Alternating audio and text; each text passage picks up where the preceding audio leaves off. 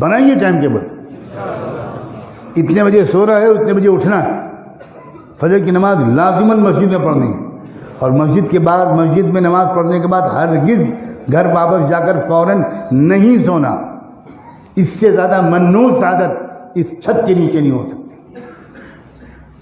عجیب مصیبت ہے، مسلمان کہیں نوجوان جاگنگ کرتے ہوئے نظر نہیں آتے، کہیں دوڑتے ہوئے نظر نہیں آتے، کہیں سائیکلنگ کرتے ہوئے نظر نہیں آتے، کہیں ورزش کرتے ہوئے نظر نہیں آتے، اتنی لمبی لمبی جوانیاں لیتے ہوئے نظر آتے ہیں کہ اگر کینیڈا کا گینڈا بھی اگر اندر داخل ہو سکتا ہے۔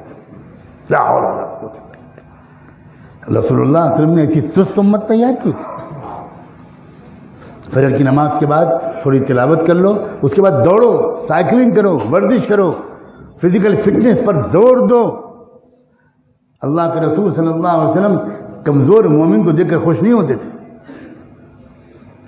حضور نوجوانوں میں کشتیوں کے مقابلے کراتے تھے، گھوڑوں اور اونٹوں کی ریس کراتے تھے۔ ایک بہت سرگرم عمل، ایکٹیو، فزیکلی فٹ ایمان والا